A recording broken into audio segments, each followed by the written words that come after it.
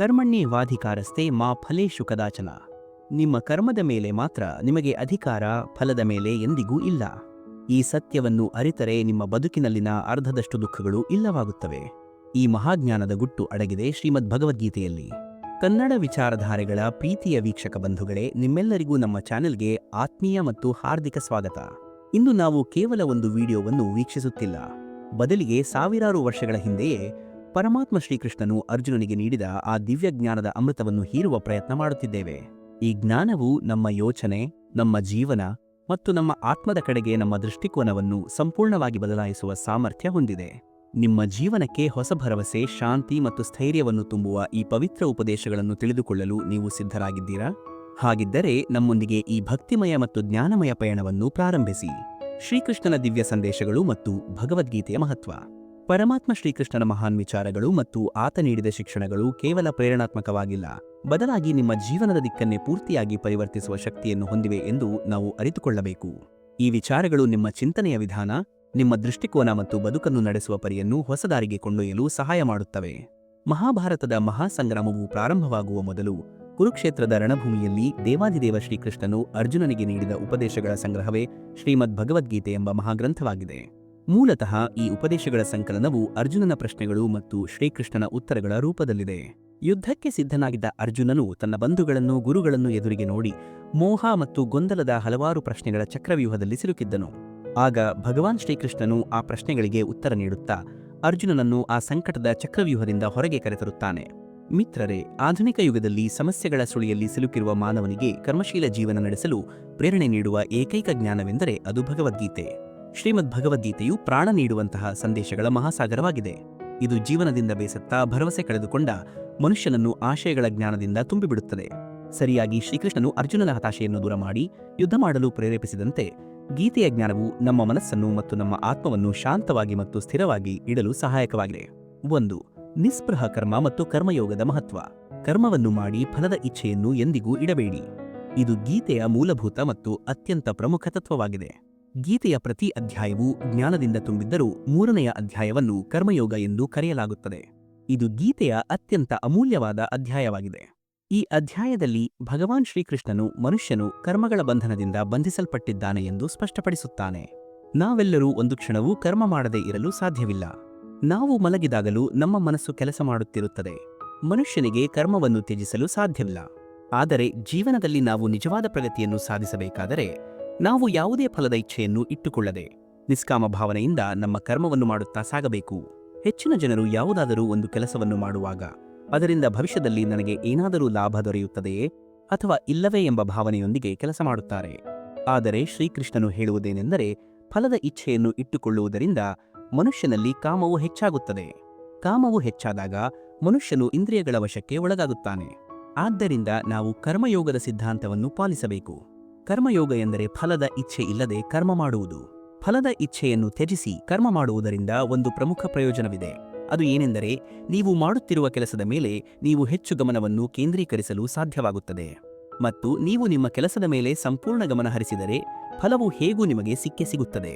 ಆದರೆ ನೀವು ಕೇವಲ ಫಲದ ಬಗ್ಗೆಯೇ ಯೋಚಿಸುತ್ತಾ ಇದ್ದರೆ ನಿಮ್ಮ ಕೆಲಸವನ್ನು ಸರಿಯಾಗಿ ಮಾಡಲು ಸಾಧ್ಯವಾಗುವುದಿಲ್ಲ.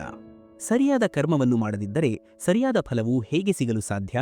ಆದ್ದರಿಂದ ಕರ್ಮ ಮಾಡುತ್ತಾ ಸಾಗಿರಿ ಮತ್ತು ಫಲದ ಇಚ್ಛೆಯನ್ನು ತ್ಯಜಿಸಿ. ಆಗ ನಿಮ್ಮ ಮನಸ್ಸಿನಲ್ಲಿರುವ ಎಲ್ಲಾ ಪ್ರಶ್ನೆಗಳಿಗೆ ಉತ್ತರಗಳು ದೊರೆಯುತ್ತವೆ. 2. ಹೋರಾಟದಿಂದ ಹಿಂಜರಿಯಬೇಡಿ. ಭಗವದ್ಗೀತೆಯಲ್ಲಿ ಹೇಳಿರುವ ಮತ್ತೊಂದು ಮಹತ್ವದ ವಿಚಾರವೇನೆಂದರೆ, ಜೀವನವು ಒಂದು ಸಂಘರ್ಷವಲ್ಲ, ಬದಲಿಗೆ ಒಂದು ಉತ್ಸವವಾಗಿದೆ. ನಿಮ್ಮ ಜೀವನವನ್ನು ಒಂದು ಸಂಘರ್ಷ ಎಂದು ನೀವು ಭಾವಿಸಿದರೆ ಅದು ಖಂಡಿತವಾಗಿಯೂ ಸಂಘರ್ಷಮಯವಾಗಿ ಪರಿಣಮಿಸುತ್ತದೆ.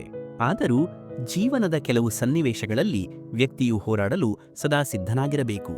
ಹೋರಾಡಲು ತಿಳಿಯದ ವ್ಯಕ್ತಿಯ ಮೇಲೆ ಯುದ್ಧವು ಹೇರಲ್ಪಡುತ್ತದೆ, ಅಥವಾ ಅಂತಹ ವ್ಯಕ್ತಿಯೇ ಮೊದಲು ಸೋಲಿಸಲ್ಪಡುತ್ತಾನೆ ಮತ್ತು ಅವನ ಜೀವನದಲ್ಲಿ ಸಂಘರ್ಷವುಂಟಾಗುತ್ತದೆ.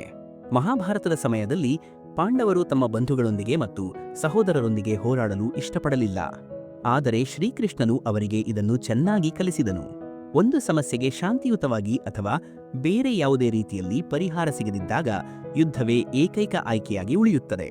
ಹೇಡಿ ಜನರು ಯುದ್ಧದಿಂದ ಹಿಂದೆ ಸರಿಯುತ್ತಾರೆ. ಅದಕ್ಕಾಗಿಯೇ ನಿಮ್ಮ ಹಕ್ಕುಗಳನ್ನು ರಕ್ಷಿಸಿಕೊಳ್ಳಲು ಮತ್ತು ನಿಮ್ಮ ವಸ್ತುಗಳನ್ನು ಕಳೆದುಕೊಳ್ಳುವುದನ್ನು ತಪ್ಪಿಸಲು ಹಲವು ಬಾರಿ ನಾವು ಹೋರಾಡಬೇಕಾಗುತ್ತದೆ ಮತ್ತು ನಮ್ಮ ಹಕ್ಕುಗಳಿಗಾಗಿ ಹೋರಾಡಬೇಕಾಗುತ್ತದೆ. ಯಾವ ವ್ಯಕ್ತಿ ಯಾವಾಗಲೂ ಹೋರಾಟಕ್ಕೆ ಸಿದ್ಧನಾಗಿರುತ್ತಾನೋ ಅವನ ಮೇಲೆ ಯುದ್ಧವು ಎಂದಿಗೂ ಹೇರಲ್ಪಡುವುದಿಲ್ಲ. ಈ ಸ್ಥಿರ ಮನೋಭಾವವನ್ನು ನಾವು ಬೆಳೆಸಿಕೊಳ್ಳಬೇಕು. 3. ನರಕಕ್ಕೆ 3 ದ್ವಾರಗಳು: ಕಾಮ, ಕ್ರೋಧ ಮತ್ತು ಲೋಭ. ಶ್ರೀಕೃಷ್ಣನು ತಿಳಿಸಿದ 5ನೆಯ ಪ್ರಮುಖ ವಿಷಯವೇನೆಂದರೆ ಕಾಮ, ಕ್ರೋಧ ಮತ್ತು ಲೋಭ ಇವು ನರಕಕ್ಕೆ ಇರುವ 3 ಮುಖ್ಯ ದ್ವಾರಗಳು. ಗೀತೆಯ 16ನೆಯ ಅಧ್ಯಾಯದ 21ನೆಯ ಶ್ಲೋಕದಲ್ಲಿ ಶ್ರೀಕೃಷ್ಣನು ವಿವರಿಸುತ್ತಾನೆ, ಮನುಷ್ಯನು ತನ್ನ ಕರ್ಮಗಳ ಫಲದ ಇಚ್ಛೆಯನ್ನು ಇಟ್ಟುಕೊಂಡಾಗ ಅವನ ಮನಸ್ಸಿನಲ್ಲಿ ಕಾಮವು ಉತ್ಪತ್ತಿಯಾಗುತ್ತದೆ. ಈ ಕಾಮವೇ ಮನುಷ್ಯನಿಗೆ ಅತಿ ದೊಡ್ಡ ಶತ್ರು, ಏಕೆಂದರೆ ಅದು ಬೆಂಕಿಯಂತೆ ನಿರಂತರವಾಗಿ ಉರಿಯುತ್ತಿರುತ್ತದೆ. ಮನುಷ್ಯನು ತನ್ನ ಆಸೆಗಳನ್ನು ಈಡೇರಿಸಲು ಎಷ್ಟೇ ಪ್ರಯತ್ನ ಮಾಡಿದರೂ ಅವನು ಆ ಕಾಮವನ್ನು ತೃಪ್ತಿಪಡಿಸಲು ಎಂದಿಗೂ ಸಾಧ್ಯವಿಲ್ಲ. ಒಂದು ವೇಳೆ ಕಾಮದ ಆಸೆಗಳು ಈಡೇರದಿದ್ದಾಗ ಆಗ ಕೋಪ ಅಥವಾ ಕ್ರೋಧವು ಹುಟ್ಟಿಕೊಳ್ಳುತ್ತದೆ. ಕ್ರೋಧದ ಆವೇಗದಲ್ಲಿ ಮನುಷ್ಯನು ತಪ್ಪುಗಳನ್ನು ಮಾಡುತ್ತಾನೆ. ಈ ತಪ್ಪುಗಳು ಅವನನ್ನು ಮತ್ತಷ್ಟು ಕೆಳಕ್ಕೆ ತಳ್ಳುತ್ತವೆ. ಈ ಕಾಮದ ಉತ್ಪತ್ತಿಗೆ ಒಂದು ಕಾರಣ ಲೋಭ ಕೂಡ ಆಗಿದೆ. ಒಬ್ಬ ಮನುಷ್ಯನು ತನ್ನಲ್ಲಿರುವುದಕ್ಕೆ ಸಂತೃಪ್ತನಾಗಿದ್ದರೆ ಮತ್ತು ತನ್ನ ಇಚ್ಛೆಗಳನ್ನು ಕಡಿಮೆ ಮಾಡಿಕೊಂಡರೆ ಅವನು ತನ್ನ ಶತ್ರುವಾದ ಕಾಮದ ಮೇಲೆ ವಿಜಯ ಸಾಧಿಸಬಹುದಾಗಿದೆ. ಆದ್ದರಿಂದ ಸ್ನೇಹಿತರೆ, ನಾವು ಮೊದಲು ಜೀವನದಲ್ಲಿ ಸಂತೃಪ್ತಿಯನ್ನು ಇಟ್ಟುಕೊಳ್ಳಬೇಕು. ನಿಮ್ಮ ಕೆಲಸವು 10,000 ರೂಪಾಯಿಯ ಫೋನ್ ಮೂಲಕ ನಡೆಯಬಹುದಾಗಿದ್ದರೆ, ಆದರೆ ನೀವು 1,00,000 ರೂಪಾಯಿಯ ಫೋನ್ ತೆಗೆದುಕೊಳ್ಳುವ ಬಗ್ಗೆ ಯೋಚಿಸಿದರೆ ಆಗ ಆ ಹೆಚ್ಚುವರಿ ಆಸೆಯೇ ನಿಮ್ಮ ಮನಸ್ಸಿನಲ್ಲಿ ಕಾಮಕ್ಕೆ ಕಾರಣವಾಗುತ್ತದೆ. ಹಾಗಾಗಿ ನಾವು ಈ ಲೌಕಿಕ ಸುಖಗಳ ಇಚ್ಛೆಯನ್ನು ತ್ಯಾಗ ಮಾಡಬೇಕು, ಏಕೆಂದರೆ ಅವುಗಳಿಂದ ದೊರೆಯುವ ಸುಖವು ಕ್ಷಣಿಕ ಮಾತ್ರವಾಗಿರುತ್ತದೆ. ಅದು ಎಂದಿಗೂ ಒಬ್ಬ ವ್ಯಕ್ತಿಯನ್ನು ನಿಜವಾಗಿ ತೃಪ್ತಿಪಡಿಸಲಾರದು. ಶ್ರೀಕೃಷ್ಣನು ಗೀತೆಯಲ್ಲಿ ಹಲವು ಬಾರಿ ಅರ್ಜುನನಿಗೆ ಕಾಮದ ಕುರಿತು ಹೇಳಿದ್ದಾನೆ. 3ನೆಯ ಅಧ್ಯಾಯದ 40ನೆಯ ಶ್ಲೋಕದಲ್ಲಿ ಶ್ರೀಕೃಷ್ಣನು ಹೇಳುವಂತೆ, ಇಂದ್ರಿಯಗಳು ಮತ್ತು ಮನಸ್ಸು ಕಾಮದ ಜನ್ಮಸ್ಥಳವಾಗಿವೆ. ಆದ್ದರಿಂದ ಈ ಕಾಮವೆಂಬ ಶತ್ರುವನ್ನು ಸೋಲಿಸಬೇಕಾದರೆ ಮೊದಲು ನಿಮ್ಮ ಇಂದ್ರಿಯಗಳನ್ನು ನಿಮ್ಮ ವಶದಲ್ಲಿ ಇಟ್ಟುಕೊಳ್ಳಲು ಕಲಿಯಿರಿ ಮತ್ತು ಆ ಇಂದ್ರಿಯಗಳನ್ನು ಭಗವಂತನಲ್ಲಿ ತೊಡಗಿಸಿ. 4. ಬದಲಾವಣೆಯೇ ಸೃಷ್ಟಿಯ ನಿಯಮ ಮತ್ತು ಮಾನವೀಯತೆಯ ಮಹತ್ವ. ಈ ಜಗತ್ತಿನಲ್ಲಿ ಮಾನವೀಯತೆಯನ್ನು ಹೊರತುಪಡಿಸಿ ಇನ್ನೇನೂ ಉಳಿಯುವುದಿಲ್ಲ. ಮನುಷ್ಯನು ಹುಟ್ಟಿದಾಗ ಬರಿಗೈಯಿಂದ ಬರುತ್ತಾನೆ. ಅವನು ಮರಣ ಹೊಂದಿದಾಗ ಅವನನ್ನು ಸುಟ್ಟು ಹಾಕಲಾಗುತ್ತದೆ ಮತ್ತು ಅವನೊಂದಿಗೆ ಏನೂ ಹೋಗುವುದಿಲ್ಲ. ನಿಮಗೆ ಜೀವನದಲ್ಲಿ ಏನು ಸಿಕ್ಕಿದೆಯೋ ಅದು ನೀವು ಬರುವ ಮೊದಲು ಬೇರೊಬ್ಬರ ಸ್ವತ್ತಾಗಿತ್ತು ಮತ್ತು ನೀವು ಈ ಜಗತ್ತನ್ನು ಬಿಟ್ಟು ಹೋದ ನಂತರ ಅದು ಇನ್ನೊಬ್ಬರಿಗೆ ಸೇರುತ್ತದೆ. ಇಂದು ನಿಮ್ಮಲ್ಲಿರುವ ಹಣ, ನಿಮ್ಮಲ್ಲಿರುವ ಹೆಸರು ಮತ್ತು ನೀವು ಹೊಂದಿರುವ ಸ್ಥಾನ, ಈ ಸ್ಥಾನದಲ್ಲಿ ನಿಮ್ಮ ಮೊದಲು ಬೇರೊಬ್ಬರು ಇದ್ದರು. ಇಂದು ನೀವು ಇದ್ದೀರಿ, ಆದರೆ ನಾಳೆ ಇನ್ನೊಬ್ಬರು ನಿಮ್ಮಿಂದ ಆ ಜಾಗವನ್ನು ಪಡೆಯುತ್ತಾರೆ. ಸ್ನೇಹಿತರೆ, ಇದು ಸೃಷ್ಟಿಯ ನಿಯಮ ಮತ್ತು ಇದು ಭಗವದ್ಗೀತೆಯ ಅತಿ ದೊಡ್ಡ ಪಾಠಗಳಲ್ಲಿ ಒಂದಾಗಿದೆ. ಇದನ್ನು ಪ್ರತಿಯೊಬ್ಬ ವ್ಯಕ್ತಿಯೂ ಅರ್ಥಮಾಡಿಕೊಳ್ಳಬೇಕು. ಬದಲಾವಣೆಯೇ ಈ ಜಗತ್ತಿನ ನಿಯಮವಾಗಿದ್ದರೆ ಹಾಗಾದರೆ ಯಾವ ವಿಷಯವೂ ಶಾಶ್ವತವಾಗಿ ಉಳಿಯುತ್ತದೆ? ನಾವು ಮರಣ ಹೊಂದಿದ ನಂತರವೂ ಈ ಜಗತ್ತಿನಲ್ಲಿ ಉಳಿಯುವಂತಹ ಒಂದು ವಿಷಯ ಖಂಡಿತವಾಗಿಯೂ ಇರಲೇಬೇಕು ಮತ್ತು ಆ ವಿಷಯವೇ ಮಾನವೀಯತೆ. ಆದ್ದರಿಂದ ಸ್ನೇಹಿತರೆ, ಎಲ್ಲಕ್ಕಿಂತ ಮೊದಲು ನೀವು ಒಬ್ಬ ಉತ್ತಮ ಮನುಷ್ಯರಾಗಿರಿ. ಪ್ರತಿಯೊಬ್ಬ ಮನುಷ್ಯನೂ ಪರಮಾತ್ಮನ ಅಂಶ. ನಾವು ನೇರವಾಗಿ ಆ ಪರಮಾತ್ಮನೊಂದಿಗೆ ಸಂಪರ್ಕ ಹೊಂದಿದ್ದೇವೆ. ನಮ್ಮ ಆತ್ಮವು ಎಂದಿಗೂ ತಪ್ಪಾಗಿರಲು ಸಾಧ್ಯವಿಲ್ಲ. ಆದರೆ ನಾವು ಶರೀರದ ಸುಖಗಳಿಗಾಗಿ ಕೆಟ್ಟ ಕರ್ಮಗಳನ್ನು ಮಾಡಲು ಪ್ರಾರಂಭಿಸುತ್ತೇವೆ ಮತ್ತು ಅದರ ಫಲಿತಾಂಶವೂ ಸಹ ಕೆಟ್ಟದ್ದಾಗಿರುತ್ತದೆ. ಇಂದು ನಮ್ಮಲ್ಲಿ ಏನೇ ಇರಲಿ, ನಮ್ಮ ಪ್ರೀತಿ ಇರಬಹುದು, ಸಂಬಂಧಗಳು ಇರಬಹುದು, ಹಣ ಇರಬಹುದು ಅಥವಾ ಹೆಸರು ಇರಬಹುದು, ಅದೆಲ್ಲವೂ ಒಂದು ದಿನ ನಮ್ಮಿಂದ ಕಸಿದುಕೊಳ್ಳಲ್ಪಡುತ್ತದೆ ಅಥವಾ ದೂರ ಹೋಗುತ್ತದೆ. ಇದು ಸೃಷ್ಟಿಯ ನಿಯಮವಾಗಿದೆ.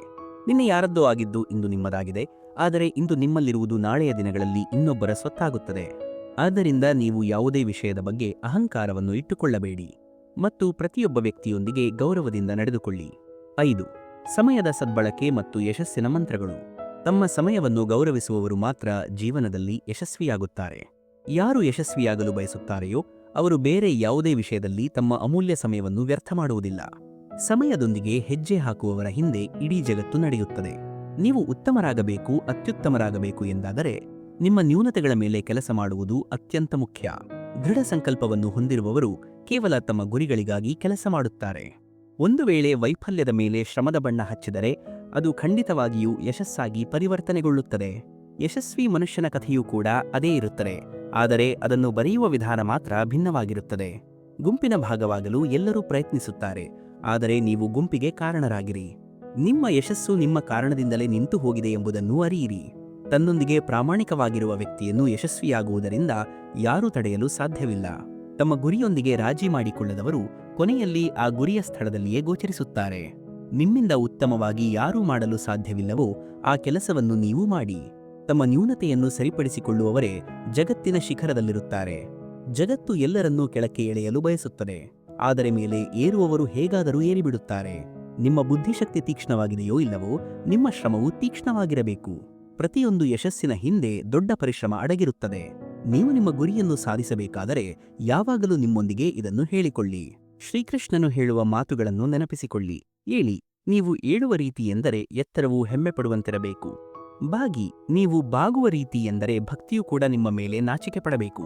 ಈ ಭೂಮಿಯ ಮೇಲೆ ನಿಮ್ಮ ಪಾತ್ರವನ್ನು ನಿರ್ವಹಿಸಲು ನೀವು ಬಂದಿದ್ದೀರಿ. ಹಾಗಾಗಿ ಭೂಮಿಯೇ ಒಂದು ಉದಾಹರಣೆ ನೀಡುವಂತಹದ್ದನ್ನು ಸಾಧಿಸಿ.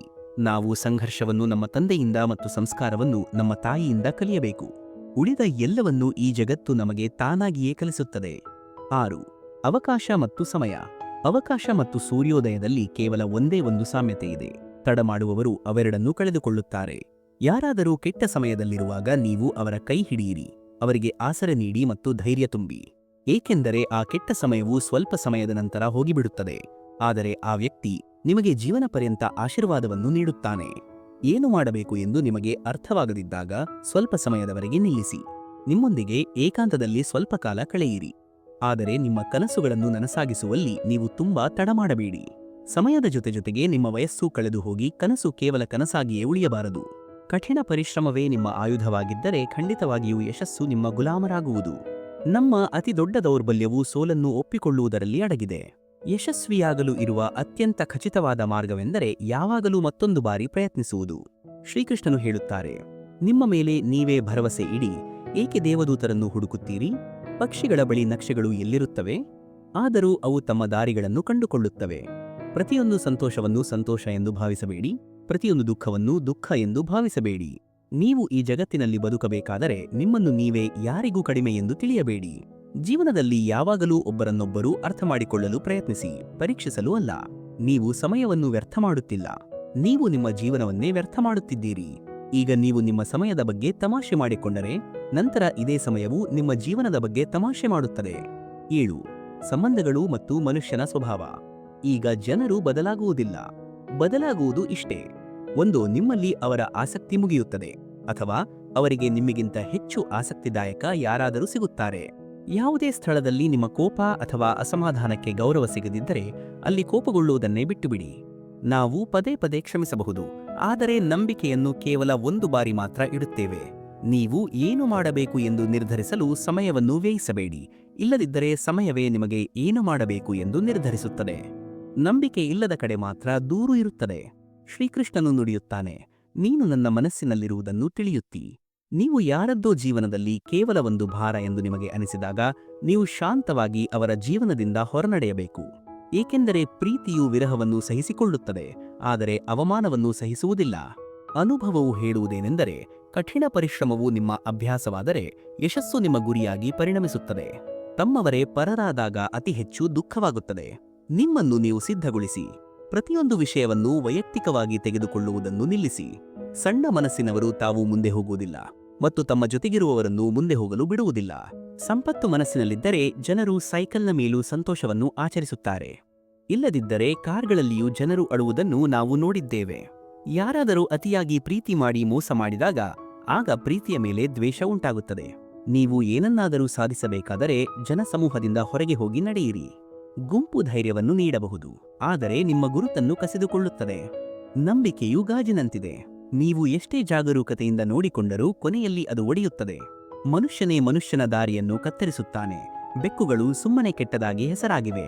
ಪರಿಶ್ರಮವಿರಲಿ ಅಥವಾ ದ್ವೇಷವಿರಲಿ ಎಲ್ಲವನ್ನೂ ಅಳತೆಗನುಗುಣವಾಗಿ ಮಾಡಿ.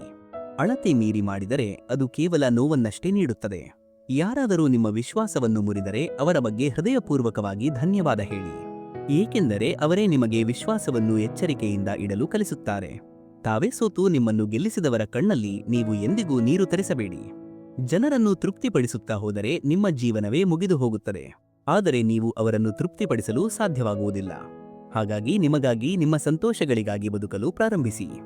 ಯಾವುದೇ ವ್ಯಕ್ತಿಯ ಹಿಂದೆ ಓಡಿ ನಿಮ್ಮ ಮೌಲ್ಯವನ್ನು ಕಡಿಮೆ ಮಾಡಿಕೊಳ್ಳಬೇಡಿ. ನಿಮ್ಮವರಾದವರು ಎಲ್ಲಿಯೂ ಹೋಗುವುದಿಲ್ಲ.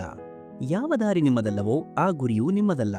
ನೀವು ಸಂಬಂಧವನ್ನು ಉಳಿಸಿಕೊಳ್ಳಲು ಬಯಸಿದರೆ ಅವರ ಒಳ್ಳೆಯ ವಿಷಯಗಳನ್ನು ಮಾತನಾಡುತ್ತಾ ಇರಿ, ಮತ್ತು ಸಂಬಂಧವನ್ನು ಕೊನೆಗೊಳಿಸಲು ಬಯಸಿದರೆ ಅವರಿಗೆ ಸತ್ಯಗಳನ್ನು ಹೇಳಿಬಿಡಿ.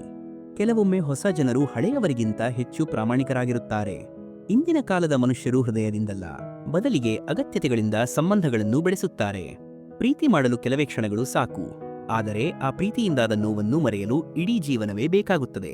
ಸ್ನೇಹಿತರು ಮತ್ತು ಸಂಬಂಧಗಳನ್ನು ಬಟ್ಟೆಯಂತೆ ಬದಲಾಯಿಸುವವರು ಎಂದಿಗೂ ಯಾರೊಬ್ಬರಿಗೂ ಸ್ವಂತವಾಗುವುದಿಲ್ಲ. ಯಾವ ಖ್ಯಾತಿಯ ಮೇಲೆ ಮನುಷ್ಯನು ಇಷ್ಟೊಂದು ಹೆಮ್ಮೆ ಪಡುತ್ತಾನೋ, ಆದರೆ ತನ್ನ ಕೊನೆಯ ಪಯಣಕ್ಕಾಗಿ ಅವನು ಇತರರನ್ನು ಅವಲಂಬಿಸಬೇಕಾಗುತ್ತದೆ. ಸಂತೃಪ್ತಿಯು ಬಡವರನ್ನು ಶ್ರೀಮಂತರನ್ನಾಗಿ ಮಾಡುತ್ತದೆ, ಆದರೆ ಅಸಂತೋಷವು ಶ್ರೀಮಂತರನ್ನು ಬಡವರನ್ನಾಗಿ ಮಾಡುತ್ತದೆ. ಪ್ರೀತಿಯನ್ನು ನಿಧಾನಗತಿಯ ವ್ಯಕ್ತಿಯೊಂದಿಗೆ ಮಾಡಿ, ಏಕೆಂದರೆ ಅವನು ನಿಮ್ಮನ್ನು ಬಿಟ್ಟು ಹೋಗಲು ಯೋಚಿಸುವಷ್ಟರಲ್ಲೇ ಸುಸ್ತಾಗಬೇಕು. ವೈಫಲ್ಯದಲ್ಲಿ ತಪ್ಪೇನೂ ಇಲ್ಲ, ಆದರೆ ಯಶಸ್ಸಿಗಾಗಿ ಪ್ರಯತ್ನಿಸದೇ ಇರುವುದು ಖಂಡಿತವಾಗಿಯೂ ತಪ್ಪು.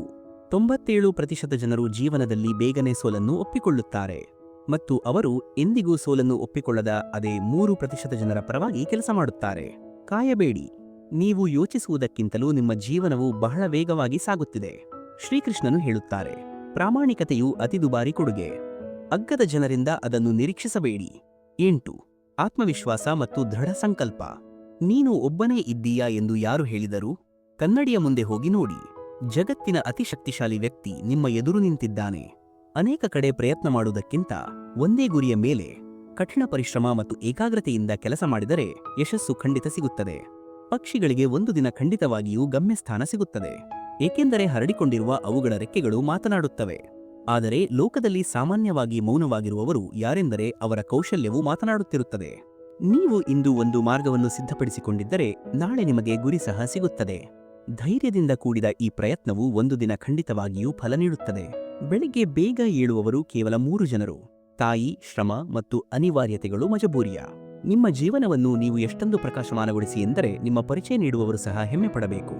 ನಿಜವಾಗಿಯೂ ಏನನ್ನಾದರೂ ಪಡೆಯಲು ಬಯಸುವ ವ್ಯಕ್ತಿ ಅದನ್ನು ಪಡೆಯಲು ತನ್ನ ಕೊನೆಯ ಉಸಿರಿನವರೆಗೂ ಹೋರಾಡುತ್ತಾನೆ. ರಣರಂಗಕ್ಕೆ ಆಕಾಶವು ಸಿದ್ಧವಾಗಿದೆ, ಯುಗವನ್ನು ಬದಲಾಯಿಸುವ ತಯಾರಿಯಲ್ಲಿದೆ. ಹೋರಾಟ ಯಾರದ್ದಾಗಿದೆಯೋ ಗೆಲುವು ಅವನದ್ದೇ ಆಗಿರುತ್ತದೆ. ಧೈರ್ಯ ಎಂದರೆ ಭಯ ಇಲ್ಲದಿರುವುದು ಎಂದಲ್ಲ, ಬದಲಿಗೆ ಭಯಕ್ಕಿಂತಲೂ ಮುಖ್ಯವಾದದ್ದು ಇನ್ನೊಂದಿದೆ ಎಂದು ಯೋಚಿಸುವುದು. ಅದಕ್ಕಾಗಿಯೇ ನಾವು ಧೈರ್ಯದಿಂದ ಮುಂದುವರಿಯಬೇಕು. ಅದೃಷ್ಟ ಮತ್ತು ಪರಿಶ್ರಮದಲ್ಲಿ ಇಷ್ಟೇ ವ್ಯತ್ಯಾಸವಿದೆ. ಅದೃಷ್ಟವು ಒಂದು ದಿನ ನಿಂತು ಹೋಗುತ್ತದೆ, ಆದರೆ ಪರಿಶ್ರಮವು ನಿಲ್ಲುವ ಹೆಸರನ್ನೇ ತೆಗೆದುಕೊಳ್ಳುವುದಿಲ್ಲ. ಪೈಪೋಟಿ ಸಮಾನವಾಗಿದ್ದಾಗ ಯುದ್ಧದಲ್ಲಿ ನಾವು ಆಯುಧಗಳನ್ನು ಲೆಕ್ಕಿಸುವುದಿಲ್ಲ.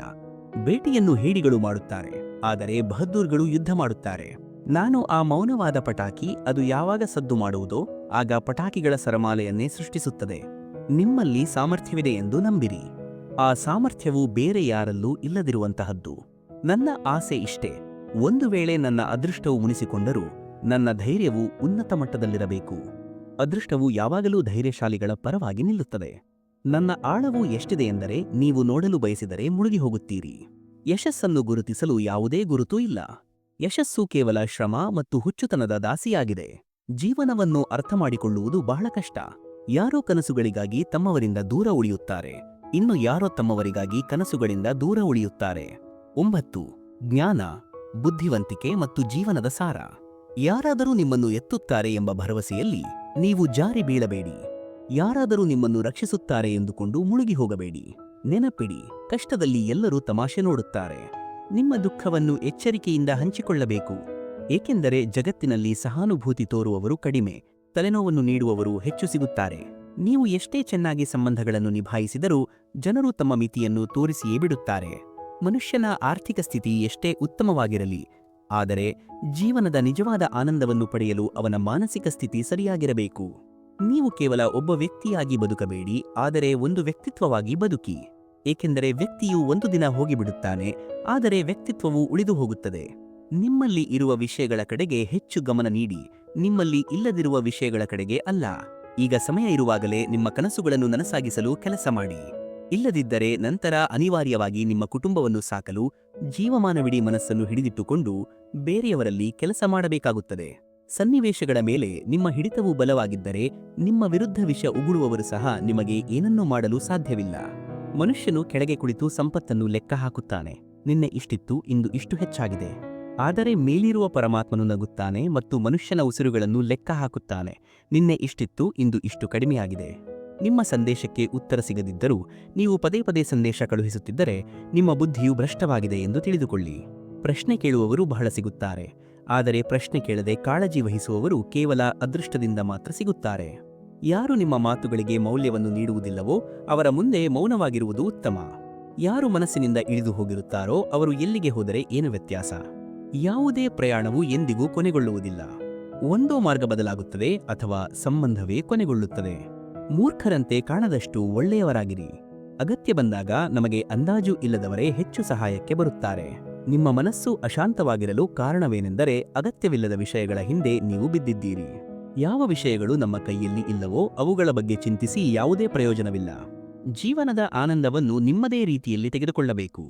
ಇತರರನ್ನು ಸಂತೋಷಪಡಿಸುವ ಆಸೆಯಲ್ಲಿ ಸಿಂಹವು ಕೂಡ ಸರ್ಕಸ್ನಲ್ಲಿ ಕುಣಿಯಬೇಕಾಗುತ್ತದೆ. ದುಃಖಗಳು ಬಹಳಷ್ಟಿವೆ, ಅದನ್ನು ನೀವು ಬಹಿರಂಗಪಡಿಸಬೇಡಿ. ನಗುತ್ತಾ ಇರಿ, ಆದರೆ ಅದನ್ನು ತಮಾಷೆಯಾಗಲು ಬಿಡಬೇಡಿ. ಅದೃಷ್ಟಕ್ಕೆ ಶರಣಾಗುವುದಿಲ್ಲ, ದಣಿದು ಕುಳಿತಿರಬಹುದು, ಆದರೆ ನಿಲ್ಲುವುದಿಲ್ಲ. ಪ್ರತಿಯೊಂದು ಸಣ್ಣ ವಿಷಯದಲ್ಲಿ ನೀವೇ ಸಿಲುಕಿಕೊಳ್ಳಬೇಡಿ. ಉತ್ತರ ನೀಡುವ ಹಕ್ಕನ್ನು ಸಮಯಕ್ಕೂ ನೀಡಿ. ನೀವು ಶಾಂತಿಯನ್ನು ನಿಮ್ಮೊಳಗೆ ಹುಡುಕಿ. ಇತರರಲ್ಲಿ ಕೇವಲ ಗೊಂದಲಗಳು ಮಾತ್ರ ಸಿಗುತ್ತವೆ. ಕೆಲವು ಸಂಬಂಧಗಳು ಜೀವಾವಧಿ ಶಿಕ್ಷೆಯಂತಿರುತ್ತವೆ. ಅಲ್ಲಿ ಜಾಮೀನು ನೀಡಿದರೂ ಬಿಡುಗಡೆ ಸಿಗುವುದಿಲ್ಲ. ಒಮ್ಮೆ ಕಣ್ಣಿನಿಂದ ಇಳಿದು ಹೋದರೆ ಅವರು ಬದುಕಿದ್ದರೂ ಸತ್ತಿದ್ದರೂ ವ್ಯತ್ಯಾಸವಾಗುವುದಿಲ್ಲ. ಮುಖಸ್ತುತಿಗಳನ್ನು ಕೇಳುವುದಕ್ಕಿಂತ ಬುದ್ಧಿವಂತ ವ್ಯಕ್ತಿಯ ಗದರಿಕೆಯನ್ನು ಕೇಳುವುದು ಉತ್ತಮ. ನೀವು ಬದಲಾದಾಗ ನಾವು ಎಲ್ಲಿ ಹಳೆಯವರಂತೆ ಉಳಿದಿದ್ದೇವೆ? ಸಮಯ ಬಂದಾಗ ಪ್ರಾಣಕ್ಕಿಂತಲೂ ಪ್ರಿಯವಾದ ಜನರು ಸಹ ತಮ್ಮ ಜೀವವನ್ನು ಬಿಡಿಸಿಕೊಳ್ಳುತ್ತಾರೆ. ನಾವು ಮೌನವನ್ನು ಆಯ್ಕೆ ಮಾಡಿಕೊಂಡಿದ್ದೇವೆ, ಏಕೆಂದರೆ ನಾವು ಬಹಳಷ್ಟು ವಿಷಯಗಳನ್ನು ಕೇಳಿದ್ದೇವೆ. ಯಾವ ವ್ಯಕ್ತಿಯ ಜೀವನದಲ್ಲಿ ನೀವು ಸದಾ ಹಾಜರಿರುತ್ತೀರೋ ಆ ವ್ಯಕ್ತಿ ಎಂದಿಗೂ ನಿಮ್ಮ ಬೆಲೆಯನ್ನು ಅರ್ಥಮಾಡಿಕೊಳ್ಳುವುದಿಲ್ಲ. 10 3 ನೀತಿಕಥೆಗಳ ಮೂಲಕ ಜ್ಞಾನ ಮತ್ತು ಎಚ್ಚರಿಕೆ. ಕಥೆ 1. ಇಚ್ಛೆಗಳ ದಾಸ್ಯದಿಂದ ವಿಮೋಚನೆ. ಸನ್ಯಾಸಿ ಮತ್ತು ಖರ್ಜೂರ. ಒಂದು ದಿನ ಒಬ್ಬ ಸಾಧುವು ತನ್ನ ಹಳ್ಳಿಯ ಹೊರಗಿನ ಕಾಡಿನಲ್ಲಿರುವ ತನ್ನ ಕುಟೀರದ ಕಡೆಗೆ ಹೋಗುತ್ತಿದ್ದನು. ದಾರಿಯಲ್ಲಿ ಅವನು ಒಂದು ಅಂಗಡಿಯಲ್ಲಿ ಇಟ್ಟಿರುವ ರಾಶಿ ರಾಶಿ ಖರ್ಜೂರಗಳನ್ನು ನೋಡಿದನು. ಅವನ ಮನಸ್ಸಿನಲ್ಲಿ ಖರ್ಜೂರ ತಿನ್ನುವ ಇಚ್ಛೆಯು ಜಾಗೃತವಾಯಿತು. ಆದರೆ ಆ ಸಮಯದಲ್ಲಿ ಅವನ ಬಳಿ ಹಣ ಇರಲಿಲ್ಲ. ಅವನು ತನ್ನ ಇಚ್ಛೆಯ ಮೇಲೆ ನಿಯಂತ್ರಣ ಸಾಧಿಸಿ ಕುಟೀರಕ್ಕೆ ಹೋದನು. ಕುಟೀರವನ್ನು ತಲುಪಿದ ನಂತರವೂ ಖರ್ಜೂರದ ಆಲೋಚನೆ ಅವನ ಮನಸ್ಸಿನಿಂದ ಹೊರಹೋಗಲಿಲ್ಲ. ಅವನು ಅದರ ಬಗ್ಗೆಯೇ ಯೋಚಿಸುತ್ತಾ ಇದ್ದನು ಮತ್ತು ರಾತ್ರಿಯಲ್ಲಿ ಸರಿಯಾಗಿ ಮಲಗಲು ಸಹ ಸಾಧ್ಯವಾಗಲಿಲ್ಲ. ಮರುದಿನ ಬೆಳಿಗ್ಗೆ ಅವನು ಖರ್ಜೂರ ತಿನ್ನುವ ತನ್ನ ಆಸೆಯನ್ನು ಈಡೇರಿಸಲು ಹಣವನ್ನು ವ್ಯವಸ್ಥೆ ಮಾಡುವ ಬಗ್ಗೆ ಯೋಚಿಸಲು ಪ್ರಾರಂಭಿಸಿದನು. ಒಣಗಿದ ಸೌದೆಯನ್ನು ಮಾರಿ ಖರ್ಜೂರವನ್ನು ಖರೀದಿಸುವಷ್ಟು ಹಣವನ್ನು ಗಳಿಸಬಹುದು ಎಂದು ಅವನು ಭಾವಿಸಿದನು. ಈ ಯೋಚನೆಯೊಂದಿಗೆ ಅವನು ಕಾಡಿಗೆ ಹೋಗಿ ಒಣಗಿದ ಕಟ್ಟಿಗೆಗಳನ್ನು ಸಂಗ್ರಹಿಸಲು ಪ್ರಾರಂಭಿಸಿದನು. ಸಾಕಷ್ಟು ಕಟ್ಟಿಗೆಗಳನ್ನು ಸಂಗ್ರಹಿಸಿದ ನಂತರ ಅವನು ಒಂದು ದೊಡ್ಡ ಕಟ್ಟು ಕಟ್ಟಿ ಅದನ್ನು ತನ್ನ ಭುಜದ ಮೇಲೆ ಹೊತ್ತು ಮಾರುಕಟ್ಟೆಯ ಕಡೆಗೆ ನಡೆದನು. ಕಟ್ಟಿಗೆಯ ಕಟ್ಟು ಭಾರವಾಗಿತ್ತು ಮತ್ತು ಅದನ್ನು ಮಾರುಕಟ್ಟೆಗೆ ಒಯ್ಯುವುದು ಸುಲಭವಾಗಿರಲಿಲ್ಲ. ಆದರೂ ಸಾಧು ನಡೆಯುತ್ತಾ ಹೋದನು. ಸ್ವಲ್ಪ ಸಮಯದ ನಂತರ ಭುಜದಲ್ಲಿ ನೋವು ಕಾಣಿಸಿಕೊಂಡಿತು. ಹಾಗಾಗಿ ಅವನು ವಿಶ್ರಾಂತಿ ತೆಗೆದುಕೊಳ್ಳಲು ಒಂದು ಸ್ಥಳದಲ್ಲಿ ನಿಂತನು. ಸ್ವಲ್ಪ ವಿಶ್ರಾಂತಿ ತೆಗೆದುಕೊಂಡ ನಂತರ ಅವನು ಮತ್ತೆ ಕಟ್ಟಿಗೆಯನ್ನು ಎತ್ತಿಕೊಂಡು ನಡೆಯಲು ಪ್ರಾರಂಭಿಸಿದನು. ಹೀಗೆ ಆಗಾಗ್ಗೆ ನಿಲ್ಲುತ್ತಾ ಅವನು ಹೇಗೋ ಆ ಕಟ್ಟಿಗೆಯೊಂದಿಗೆ ಮಾರುಕಟ್ಟೆಯನ್ನು ತಲುಪಿದನು. ಅಲ್ಲಿ ಅವನು ಎಲ್ಲಾ ಕಟ್ಟಿಗೆಗಳನ್ನು ಮಾರಿದನು. ಈಗ ಅವನ ಬಳಿ ಖರ್ಜೂರವನ್ನು ಖರೀದಿಸಲು ಸಾಕಷ್ಟು ಹಣವಿತ್ತು. ಅವನು ಬಹಳ ಸಂತೋಷಪಟ್ಟನು ಮತ್ತು ಖರ್ಜೂರದ ಅಂಗಡಿಯನ್ನು ತಲುಪಿದನು. ಎಲ್ಲಾ ಹಣವನ್ನು ಕೊಟ್ಟು ಅವನು ಖರ್ಜೂರವನ್ನು ಖರೀದಿಸಿದನು ಮತ್ತು ತನ್ನ ಕುಟೀರದ ಕಡೆಗೆ ಹಿಂದಿರುಗಿದನು. ಕುಟೀರದ ಕಡೆಗೆ ಹೋಗುತ್ತಿರುವಾಗ ಅವನ ಮನಸ್ಸಿನಲ್ಲಿ ಒಂದು ವಿಚಾರ ಮೂಡಿತು. ಇಂದು ನನಗೆ ಖರ್ಜೂರ ತಿನ್ನುವ ಆಸೆ ಉಂಟಾಯಿತು. ನಾಳೆ ಇನ್ನಾವುದೋ ವಸ್ತುವಿನ ಆಸೆ ಉಂಟಾಗಬಹುದು. ಕೆಲವೊಮ್ಮೆ ಹೊಸ ಬಟ್ಟೆಗಳ ಆಸೆ, ಕೆಲವೊಮ್ಮೆ ಉತ್ತಮ ಮನೆಯ ಆಸೆ, ಕೆಲವೊಮ್ಮೆ ಹೆಂಡತಿ ಮತ್ತು ಮಕ್ಕಳ ಆಸೆ ಮತ್ತು ಕೆಲವೊಮ್ಮೆ ಹಣದ ಆಸೆ ಉಂಟಾಗಬಹುದು. ನಾನು ಒಬ್ಬ ಸನ್ಯಾಸಿ. ಈ ರೀತಿ ಆದರೆ ನಾನು ಇಚ್ಛೆಗಳ ದಾಸನಾಗಿ ಬಿಡುತ್ತೇನೆ. ಈ ವಿಚಾರ ಮನಸ್ಸಿಗೆ ಬರುತ್ತಿದ್ದಂತೆ ಆ ಸಾಧುವು ಖರ್ಜೂರ ತಿನ್ನುವ ಕಲ್ಪನೆಯನ್ನು ತ್ಯಜಿಸಿದನು. ಆ ಸಮಯಕ್ಕೆ ಸರಿಯಾಗಿ ಆತನ ಬಳಿಯಿಂದ ಒಬ್ಬ ಬಡ ವ್ಯಕ್ತಿ ಹಾದು ಹೋಗುತ್ತಿದ್ದನು. ಸಾಧುವು ಅವನನ್ನು ಕರೆದು ತನ್ನಲ್ಲಿದ್ದ ಎಲ್ಲಾ ಖರ್ಜೂರಗಳನ್ನು ಅವನಿಗೆ ಕೊಟ್ಟುಬಿಟ್ಟನು. ಈ ರೀತಿ ಆತನು ತನ್ನನ್ನು ಇಚ್ಛೆಗಳ ದಾಸನಾಗುವುದರಿಂದ ರಕ್ಷಿಸಿಕೊಂಡನು. ಈ ಕಥೆಯಿಂದ ನಾವು ಕಲಿಯುವ ಪಾಠವೇನೆಂದರೆ, ನಮ್ಮ ಪ್ರತಿಯೊಂದು ಇಚ್ಛೆಗಳ ಮುಂದೆ ನಾವು ಸೋತರೆ ನಾವು ಶಾಶ್ವತವಾಗಿ ನಮ್ಮ ಆಸೆಗಳ ದಾಸರಾಗುತ್ತೇವೆ. ಮನಸ್ಸು ಚಂಚಲವಾಗಿರುತ್ತದೆ ಮತ್ತು ಅದರಲ್ಲಿ ಸರಿಯಾದ ಮತ್ತು ತಪ್ಪಾದ ಆಸೆಗಳು ಪದೇ ಪದೇ ಹುಟ್ಟಿಕೊಳ್ಳುತ್ತಿರುತ್ತವೆ. ಇಂತಹ ಪರಿಸ್ಥಿತಿಯಲ್ಲಿ ಆಸೆಗಳ ಮೇಲೆ ನಿಯಂತ್ರಣ ಸಾಧಿಸುವುದು ಅತ್ಯಗತ್ಯ. ಯೋಚಿಸಿ, ವಿಮರ್ಶಿಸಿ, ಆಸೆಗಳನ್ನು ಮೌಲ್ಯಮಾಪನ ಮಾಡಿದ ನಂತರವೇ ಅವುಗಳನ್ನು ಈಡೇರಿಸಲು ನಾವು ಹೆಜ್ಜೆ ಇಡಬೇಕು. ಆಗ ಮಾತ್ರ ಜೀವನದಲ್ಲಿ ಯಶಸ್ಸು ಸಿಗುತ್ತದೆ. ನಾವು ಆಸೆಗಳ ದಾಸರಾಗಬಾರದು, ಬದಲಾಗಿ ಆಸೆಗಳನ್ನು ನಮ್ಮ ದಾಸರನ್ನಾಗಿ ಮಾಡಿಕೊಳ್ಳಬೇಕು. ಕಥೆ 2. ಜಾಣತನವನ್ನು ಕಲಿಯುವುದು. ಅನನುಭವಿ ಯುವಕನ ಕಥೆ. ಒಂದು ಕಾಲದಲ್ಲಿ ಒಬ್ಬ ಮುಗ್ಧ ಹುಡುಗನಿದ್ದನು. ಅವನು ತನ್ನ ಜೀವನದಿಂದ ತುಂಬಾ ಬೇಸರಗೊಂಡಿದ್ದನು, ಏಕೆಂದರೆ ಎಲ್ಲರೂ ಅವನಿಗೆ ಮೋಸ ಮಾಡಿ ಹೋಗುತ್ತಿದ್ದರು. ಅವನ ಅನುಕೂಲವನ್ನು ಪಡೆದುಕೊಳ್ಳುತ್ತಿದ್ದರು. ಅವನೊಂದಿಗೆ ಎಲ್ಲರೂ ವಿಶ್ವಾಸಘಾತ ಮಾಡುತ್ತಿದ್ದರು. ಎಲ್ಲರೂ ತನಗೆ ಏಕೆ ಮೋಸ ಮಾಡಿ ಹೋಗುತ್ತಾರೆ ಎಂದು ಆ ಯುವಕನಿಗೆ ಅರ್ಥವಾಗುತ್ತಿರಲಿಲ್ಲ. ಈ ಸಮಸ್ಯೆಯ ಕಾರಣವನ್ನು ಕೇಳಲು ಆ ಹುಡುಗ ಒಬ್ಬ ಮಹಾತ್ಮರ ಬಳಿಗೆ ಹೋದನು. ಗುರುದೇವ, ನನ್ನ ಜೀವನದಲ್ಲಿ ಎಲ್ಲರೂ ನನಗೆ ಮೋಸ ಮಾಡಿ ಹೋಗುತ್ತಾರೆ. ನಾನು ಎಲ್ಲರೊಂದಿಗೆ ಚೆನ್ನಾಗಿ ವರ್ತಿಸುತ್ತೇನೆ, ಎಲ್ಲರಿಗೂ ಸಹಾಯ ಮಾಡುತ್ತೇನೆ, ಆದರೂ ಯಾಕೆ ಹೀಗೆ ಆಗುತ್ತದೆ ಎಂದು ತಿಳಿಯುತ್ತಿಲ್ಲ ಎಂದು ಹೇಳಿದನು. ಇದೆಲ್ಲವನ್ನೂ ಕೇಳಿದ ಮಹಾತ್ಮರು ನಕ್ಕರು ಮತ್ತು ಹೇಳಿದರು, ಮಗನೇ, ಇದರಲ್ಲಿ ನಿನ್ನ ತಪ್ಪೇನೂ ಇಲ್ಲ. ಈ ಜಗತ್ತು ಹೀಗೆ ಇರುತ್ತದೆ. ಇಲ್ಲಿ ಎಲ್ಲರೂ ಬಂದು ನಿನ್ನ ಅನುಕೂಲವನ್ನು ಪಡೆದುಕೊಂಡು ಹೋಗುತ್ತಾರೆ. ನೀನು ಜಾಣನಾದ ಮನುಷ್ಯನಾಗದಿದ್ದರೆ, ನಿನ್ನನ್ನು ಯಾರೂ ಮೋಸ ಮಾಡಬಾರದು ಎಂದು ಬಯಸಿದರೆ ನೀನು ಜಾಣನಾಗಿ ಬದುಕಲು ಕಲಿಯಬೇಕು. ಈ ಮಾತು ಕೇಳಿದ ಹುಡುಗನು ಮಹಾತ್ಮರನ್ನು ಕೇಳಿದನು, ಗುರುದೇವ, ನಾನು ಜಾಣನಾಗಿರುವುದು ಹೇಗೆ? ನನಗೆ ಬೇರೆಯವರಿಗೆ ಕೆಟ್ಟದ್ದು ಮಾಡಲು ಬರುವುದಿಲ್ಲ. ಮಹಾತ್ಮರು ನಕ್ಕು ಹೇಳಿದರು, ಮಗನೇ, ಜಾಣತನ ಎಂದರೆ ಬೇರೆಯವರಿಗೆ ತಪ್ಪು ಮಾಡು ಎಂದಲ್ಲ. ಜಾಣತನ ಎಂದರೆ ನಿಮಗೆ ತಪ್ಪು ಆಗದಂತೆ ನೋಡಿಕೊಳ್ಳುವುದು. ಆ ಹುಡುಗನು ಮತ್ತೆ ಕೇಳಿದನು, ಗುರುಗಳೇ, ನಾನು ಜಾಣನಾಗಲು ಮತ್ತು ಯಾರೂ ನನ್ನ ಲಾಭ ಪಡೆಯದಂತೆ ಇರಲು ನೀವು ನನಗೆ ಸಲಹೆಗಳನ್ನು ನೀಡಬಹುದೇ? ಆಗ ಗುರುಗಳು ಹೇಳಿದರು, ಇಂದು ನಾನು ನಿಮಗೆ ಅಂತಹ 8 ಮಹತ್ವದ ವಿಷಯಗಳನ್ನು ಹೇಳುತ್ತೇನೆ. ನೀವು ಅವುಗಳನ್ನು ಗಮನವಿಟ್ಟು ಕೇಳಿದರೆ ಮತ್ತು ನಿಮ್ಮ ಜೀವನದಲ್ಲಿ ಅಳವಡಿಸಿಕೊಂಡರೆ, ಜೀವನದಲ್ಲಿ ಯಾರೂ ನಿಮಗೆ ಮೋಸ ಮಾಡಲು ಸಾಧ್ಯವಿಲ್ಲ ಮತ್ತು ಯಾರೂ ನಿಮಗೆ ಕೆಟ್ಟದ್ದನ್ನು ಮಾಡುವುದಿಲ್ಲ. 1. ಅತಿಯಾಗಿ ಒಳ್ಳೆಯವರಾಗಬೇಡಿ. ಮೊದಲ ಮತ್ತು ಅತಿ ಪ್ರಮುಖ ಸಲಹೆ ಏನೆಂದರೆ, ನೀವು ಅತಿಯಾಗಿ ಒಳ್ಳೆಯವರಾಗಬೇಡಿ. ಏಕೆಂದರೆ ಅಗತ್ಯಕ್ಕಿಂತ ಹೆಚ್ಚು ಒಳ್ಳೆಯವನಾಗುವ ವ್ಯಕ್ತಿ ನಂತರ ಖಂಡಿತವಾಗಿ ಪಶ್ಚಾತ್ತಾಪ ಪಡುತ್ತಾನೆ. ಹೆಚ್ಚು ಒಳ್ಳೆಯವರಾಗುವುದರಿಂದ ನಮ್ಮದೇ ನಷ್ಟವಾಗುತ್ತದೆ. ನೀವು ಒಳ್ಳೆಯವರಾಗಿರುವುದರಿಂದ ನೀವೇ ಎಲ್ಲಾ ರಾಜಿಗಳನ್ನು ಮಾಡಿಕೊಳ್ಳಬೇಕಾಗುತ್ತದೆ. ಅನೇಕ ಬಾರಿ ಜನರು ನಿಮ್ಮನ್ನು ಮರೆತು ಬಿಡುತ್ತಾರೆ. ಅವರಿಗೆ ನಿಮ್ಮ ಕೆಲಸ ಬಿದ್ದಾಗ ನೀವೇ ಮೊದಲು ಅವರಿಗೆ ನೆನಪಾಗುತ್ತೀರಿ. ಮುಗ್ಧರು ಮತ್ತು ಹೃದಯ ಶುದ್ಧಿ ಇರುವ ಜನರ ಲಾಭವನ್ನು ಈ ಜಗತ್ತು ಹೆಚ್ಚು ಪಡೆದುಕೊಳ್ಳುತ್ತದೆ. ನಿಮ್ಮ ಲಾಭವನ್ನು ಯಾರೂ ತೆಗೆದುಕೊಳ್ಳಬಾರದು ಎಂದು ನೀವು ಬಯಸಿದರೆ, ಜೀವನದಲ್ಲಿ ಒಂದು ನಿಯಮವನ್ನು ಮಾಡಿ, ಯಾರು ಹೇಗಿರುತ್ತಾರೋ ಅವರೊಂದಿಗೆ ಹಾಗೆಯೇ ವರ್ತಿಸಿ. ಏಕೆಂದರೆ ಜನರು ನಿಮ್ಮ ಒಳ್ಳೆಯತನ ಮತ್ತು ನಿಮ್ಮ ಮುಗ್ಧತೆಯನ್ನು ದುರ್ಬಲತೆ ಎಂದು ಭಾವಿಸಲು ಪ್ರಾರಂಭಿಸುತ್ತಾರೆ. ಇದರಿಂದ ನಿಮಗೆ ಮಾತ್ರ ತೊಂದರೆಯಾಗುತ್ತದೆ. ಒಳ್ಳೆಯ ಜನರು ಯಾವಾಗಲೂ ಇತರರಿಗೆ ತೊಂದರೆಯಾಗದಂತೆ ನೋಡಿಕೊಳ್ಳಲು ಹೆಚ್ಚು ಗಮನ ಹರಿಸುತ್ತಾರೆ. ಆದರೆ ಈ ಸಂಸಾರವು ಹಾಗೆ ಯೋಚಿಸುವುದಿಲ್ಲ. ಅದು ಕೇವಲ ತನ್ನ ಸ್ವಾರ್ಥವನ್ನು ಮಾತ್ರ ನೋಡುತ್ತದೆ. ಆದ್ದರಿಂದ ಒಳ್ಳೆಯವರಾಗಿರಿ, ಆದರೆ ಯಾರನ್ನೂ ಕಣ್ಣು ಮುಚ್ಚಿ ನಂಬಬೇಡಿ. ನಿಮ್ಮೊಂದಿಗೆ ನಿಜವಾಗಿಯೂ ಯಾರು ಒಳ್ಳೆಯವರಾಗಿದ್ದಾರೆ ಮತ್ತು ಯಾರು ಒಳ್ಳೆಯವರಾಗಿರುವಂತೆ ನಟಿಸುತ್ತಿದ್ದಾರೆ ಎಂಬುದರ ಬಗ್ಗೆ ಸೂಕ್ಷ್ಮವಾಗಿ ಗಮನವಿಡಿ. 2. ಜನರಿಗೆ ಇಲ್ಲ, ನೋ ಎಂದು ಹೇಳಲು ಕಲಿಯಿರಿ. ಎರಡನೆಯ ಸಲಹೆ ಏನೆಂದರೆ, ಜನರಿಗೆ ಇಲ್ಲ ಎಂದು ಹೇಳಲು ಕಲಿಯಿರಿ. ಹಲವು ಬಾರಿ ನಾವು ನಮ್ಮ ಕೆಲಸವನ್ನು ಬಿಟ್ಟು ಇತರರಿಗೆ ಸಹಾಯ ಮಾಡಲು ಪ್ರಾರಂಭಿಸುತ್ತೇವೆ. ನಾವು ಅವರಿಗೆ ಬೇಡ ಎಂದು ಹೇಳಲು ಬಯಸುತ್ತೇವೆ, ಆದರೆ ಎದುರಿನವರು ನಮ್ಮಿಂದ ಕೋಪಗೊಳ್ಳುತ್ತಾರೆಯೇ ಎಂದು ಹೆದರುತ್ತೇವೆ. ಅಥವಾ ನಾವು ನಿರಾಕರಿಸಿದರೆ ಅವರು ಏನು ಯೋಚಿಸುತ್ತಾರೆ, ಅವರಿಗೆ ಬೇಸರವಾಗುತ್ತದೆಯೇ ಎಂದು ಯೋಚಿಸುತ್ತೇವೆ. ಹೀಗೆ ಯೋಚಿಸಿ ನಾವು ಹೌದು ಎಂದು ಹೇಳುತ್ತೇವೆ ಮತ್ತು ನಂತರ ಪಶ್ಚಾತ್ತಾಪ ಪಡುತ್ತೇವೆ. ನೀವು ಜೀವನದಲ್ಲಿ ಸಂತೋಷವಾಗಿರಲು ಬಯಸಿದರೆ ಜನರಿಗೆ ಇಲ್ಲ ಎಂದು ಹೇಳಲು ಕಲಿಯಬೇಕು. ಯಾರಾದರೂ ನಿಮ್ಮಿಂದ ಏನಾದರೂ ಕೇಳಲು ಅಥವಾ ಸಹಾಯ ಪಡೆಯಲು ಬಂದರೆ, ನಿಮಗೆ ಅದನ್ನು ಮಾಡಲು ಇಷ್ಟವಿಲ್ಲದಿದ್ದರೆ ಅವರಿಗೆ ಸ್ಪಷ್ಟವಾಗಿ ಮತ್ತು ವಿನಯದಿಂದ ನಿರಾಕರಿಸಿ. ಅವನು ನಿಮ್ಮ ನಿಜವಾದ ಸ್ನೇಹಿತನಾಗಿದ್ದರೆ ನಿಮ್ಮ ನಿರಾಕರಣೆಯಿಂದ ಬೇಸರಗೊಳ್ಳುವುದಿಲ್ಲ. ನೀವು ಬೇರೆ ಕೆಲಸದಲ್ಲಿ ಇರುವುದರಿಂದ ಸಹಾಯ ಮಾಡಲು ಬಯಸುತ್ತಿಲ್ಲ ಎಂದು ಅವನು ಅರ್ಥಮಾಡಿಕೊಳ್ಳುತ್ತಾನೆ. 3. ಜನರನ್ನು ಸಂತೋಷಪಡಿಸುವುದನ್ನು ನಿಲ್ಲಿಸಿ. ಮೂರನೆಯ ಸಲಹೆ ಏನೆಂದರೆ, ಜನರನ್ನು ಸಂತೋಷಪಡಿಸುವುದನ್ನು ನಿಲ್ಲಿಸಿ. ಇತರರಿಗೆ ಸಂತೋಷ ನೀಡುವುದು ಒಳ್ಳೆಯದು ಎಂದು ನೀವು ಯೋಚಿಸುತ್ತಿರಬಹುದು. ಆದರೆ ಅನೇಕ ಜನರು ತಮ್ಮ ಸಂತೋಷಗಳನ್ನು ಬಲಿಕೊಟ್ಟು ಇತರರಿಗೆ ಸಂತೋಷ ನೀಡಲು ಪ್ರಯತ್ನಿಸುತ್ತಾರೆ. ಒಂದು ವಿಷಯವನ್ನು ಚೆನ್ನಾಗಿ ಅರ್ಥಮಾಡಿಕೊಳ್ಳಿ, ನಿಮ್ಮ ಸಂತೋಷಗಳನ್ನು ನಿರ್ಲಕ್ಷಿಸಿ ನೀವು ಇತರರಿಗೆ ಸಂತೋಷ ನೀಡಲು ಸಾಧ್ಯವಿಲ್ಲ. ನೀವು ಎಷ್ಟೇ ಪ್ರಯತ್ನ ಮಾಡಿದರೂ ಇತರರಿಗೆ ಸಂತೋಷ ನೀಡಲು ಪ್ರಯತ್ನಿಸಿ, ಅವರ ಒಳ್ಳೆಯದನ್ನು ಮಾಡಲು ಪ್ರಯತ್ನಿಸಿ. ಆದರೂ ಜನರು ನಿಮ್ಮ ಬಗ್ಗೆ ಕೆಟ್ಟದನ್ನೇ ಯೋಚಿಸುತ್ತಾರೆ. ಕೇವಲ ಕೆಲವೇ ಜನರು ಮಾತ್ರ ನಿಮ್ಮೊಂದಿಗೆ ನಿಲ್ಲುತ್ತಾರೆ. ಆದ್ದರಿಂದ ಈ ಮಾತನ್ನು ಯಾವಾಗಲೂ ನೆನಪಿನಲ್ಲಿಡಿ. ಇತರರಿಗೆ ಸಂತೋಷ ನೀಡಿ, ಆದರೆ ನಿಮ್ಮ ಸಂತೋಷವನ್ನು ಕೊಂದುಕೊಂಡು ಅಲ್ಲ. ನೀವು ಸಂತೋಷವನ್ನು ನೀಡಬೇಕೆಂದರೆ ಮೊದಲು ನಿಮಗೆ ನೀವೇ ಸಂತೋಷವನ್ನು ನೀಡಿ. ಈ ರೀತಿಯಾಗಿ ನೀವು ಎಲ್ಲರಿಗೂ ಸಂತೋಷವನ್ನು ನೀಡಲು ಸಾಧ್ಯವಾಗುತ್ತದೆ. 4. ನಿಮ್ಮ ಭಾವನೆಗಳನ್ನು ನಿಯಂತ್ರಣದಲ್ಲಿ ಇಟ್ಟುಕೊಳ್ಳಿ. 4ನೆಯ ಸಲಹೆ ಏನೆಂದರೆ, ನಿಮ್ಮ ಭಾವನೆಗಳನ್ನು ನಿಯಂತ್ರಣದಲ್ಲಿ ಇಟ್ಟುಕೊಳ್ಳಿ. ತಮ್ಮ ಭಾವನೆಗಳನ್ನು ನಿಯಂತ್ರಣದಲ್ಲಿ ಇಟ್ಟುಕೊಳ್ಳದ ಜನರನ್ನು ಮೂರ್ಖರನ್ನಾಗಿ ಮಾಡುವುದು ಬಹಳ ಸುಲಭ. ಹಲವು ಬಾರಿ ಜನರು ನಿಮ್ಮ ಭಾವನೆಗಳೊಂದಿಗೆ ಆಟವಾಡಿ ನಿಮ್ಮನ್ನು ಮೂರ್ಖರನ್ನಾಗಿ ಮಾಡುತ್ತಾರೆ. ಕೆಲವೊಮ್ಮೆ ಜನರು ನಿಮ್ಮ ಮುಂದೆ ದುಃಖಿತರಾದಂತೆ ನಟಿಸುತ್ತಾರೆ. ಆಗ ನೀವು ಸತ್ಯವನ್ನು ತಿಳಿಯದೆ ಅವರ ಮೇಲೆ ನಂಬಿಕೆ ಇಟ್ಟು ಸಹಾಯ ಮಾಡಲು ಹೋಗುತ್ತೀರಿ. ಭಾವನೆಗಳ ಆವೇಗದಲ್ಲಿ ಮನುಷ್ಯನು ಸಾಮಾನ್ಯವಾಗಿ ತಪ್ಪು ನಿರ್ಧಾರಗಳನ್ನು ತೆಗೆದುಕೊಳ್ಳುತ್ತಾನೆ. ಏಕೆಂದರೆ ಆ ಸಮಯದಲ್ಲಿ ಮನುಷ್ಯನು ಮೆದುಳಿನಿಂದಲ್ಲ, ಹೃದಯದಿಂದ ಯೋಚಿಸುತ್ತಾನೆ. ಮುಗ್ಧ ಜನರ ಹೃದಯವು ಬಹಳ ಒಳ್ಳೆಯದಾಗಿರುತ್ತದೆ ಮತ್ತು ಹಲವು ಬಾರಿ ಅದರ ಪರಿಣಾಮವು ತುಂಬಾ ಕೆಟ್ಟದ್ದಾಗಿರುತ್ತದೆ. ಇದರಿಂದ ನಮಗೆ ಮುಂದೆ ಹೋಗಿ ನಷ್ಟವಾಗಬಹುದು.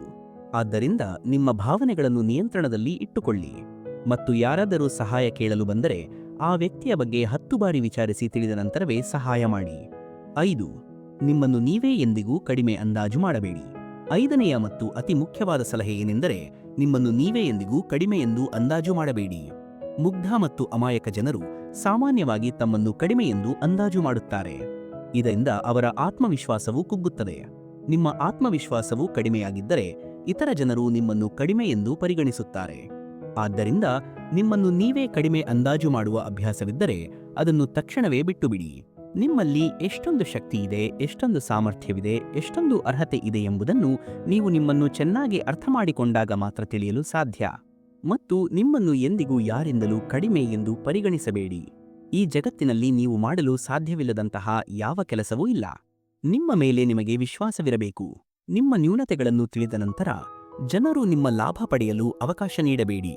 ಆದ್ದರಿಂದ ನಿಮ್ಮೊಳಗಿನ ಶಕ್ತಿಯನ್ನು ಗುರುತಿಸಿ ನೀವು ಏನು ಮಾಡಬಹುದು ಎಂಬುದನ್ನು ಈ ಜಗತ್ತಿಗೆ ತೋರಿಸಿ. 6. ಅವಸರದಲ್ಲಿ ಯಾವುದೇ ನಿರ್ಧಾರ ತೆಗೆದುಕೊಳ್ಳಬೇಡಿ. 6ನೆಯ ಸಲಹೆ ಏನೆಂದರೆ, ಅವಸರದಲ್ಲಿ ಯಾವುದೇ ನಿರ್ಧಾರ ತೆಗೆದುಕೊಳ್ಳಬೇಡಿ.